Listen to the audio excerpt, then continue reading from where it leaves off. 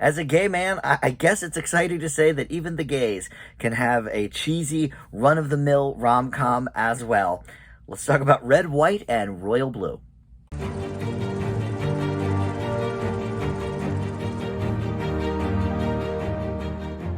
Hey guys, Dan here. This is Dan Reviews It. Welcome to my spoiler-free review for the new Amazon Prime film, Red, White, and Royal Blue. This thing has been kind of a huge runaway hit for Prime Video. In fact, they announced that when it was released a couple of weeks ago, they had a surge in new subscribers wanting to check out this movie. For better or worse, we're going to talk about it here on Dan Reviews It. But first, let me welcome you into the channel. Thank you for finding this video. I do TV and movie reviews on this channel, and I try to post something new just about every day for you. So lots to check out always. So with that in mind, please consider subscribing down below, or just like this video or comment. That stuff all does help the channel out. All right, so in this movie, Red, White, and Royal Blue, based on the novel of the same name from a few years ago, we've got Taylor Zakhar Perez and Nicholas Galtazine. I don't know if I'm pronouncing those correctly or not, but they play the two leads here, the romantic interests. Galtazine, I have seen before. He was in Amazon Prime's version of Cinderella.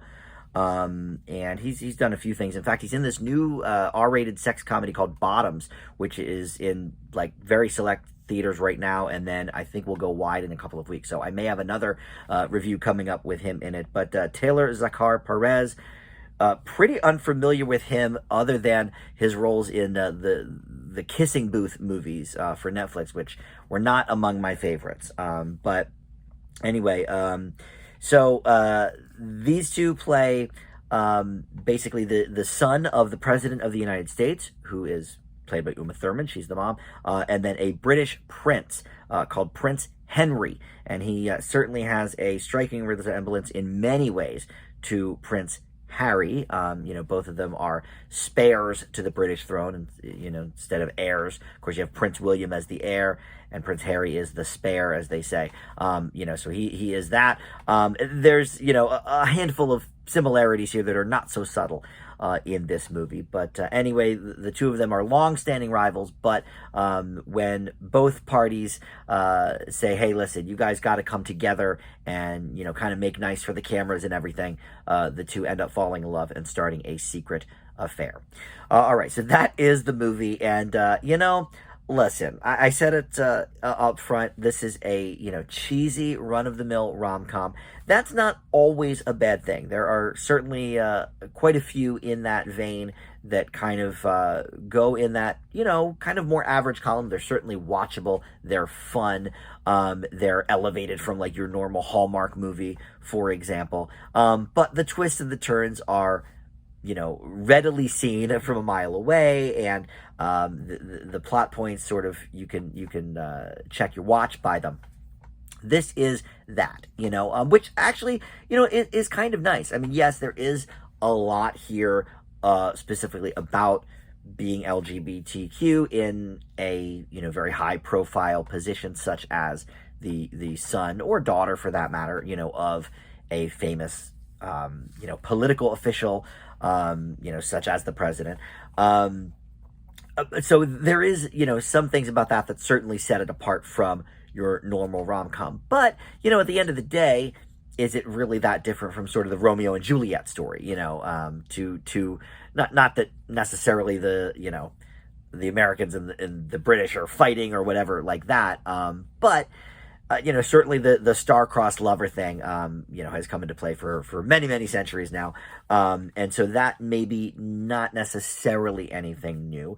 I also like a little more calm with my rom. This has some funny moments, but definitely heavier on the romance. I mean, I almost, at some points, would call it a romantic drama, but maybe that breaks the mold a little bit too, because it's not such, like pratfalls and that kind of comedy. It's definitely more real life, more subtle a little bit.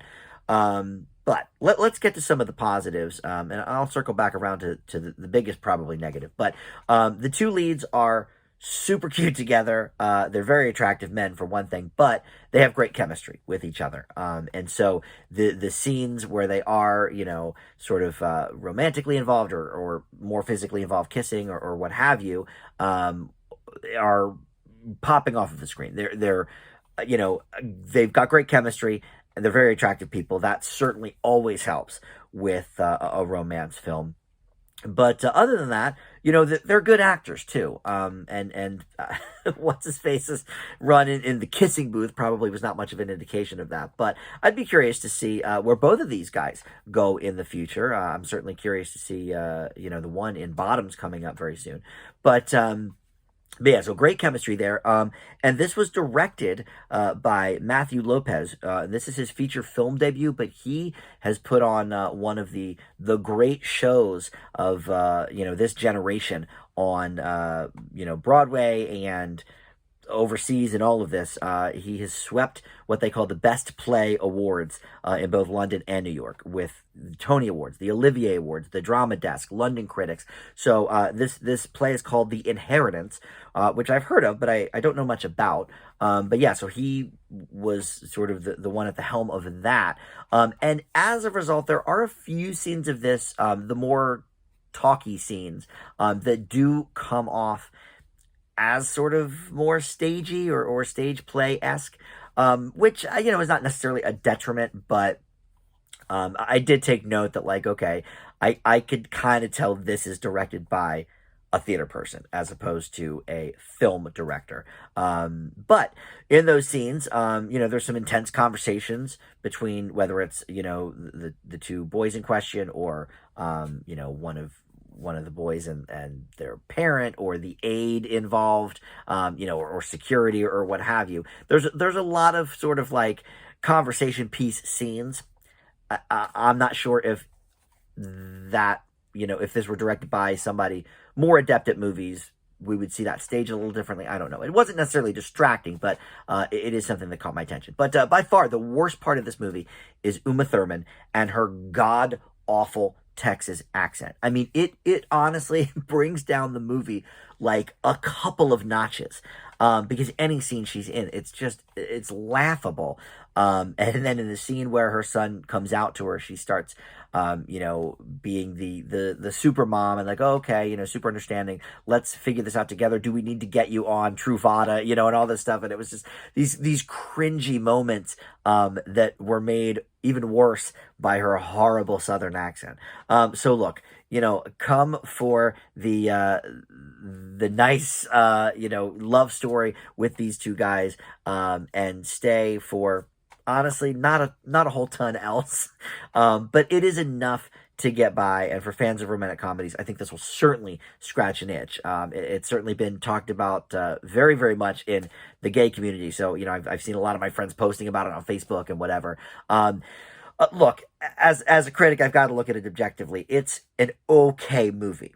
But I think I will give it a slight positive, for that great chemistry with the two leads, and certainly the sexiness of the movie. You definitely want that in a rom-com. So I leave Red, White, and Royal Blue with a C+. And you can find this streaming right now on Amazon Prime, and very, very popular with many people, apparently. So, all right, thanks so much for watching Dan Reviews It, and we will see you next time. Bye.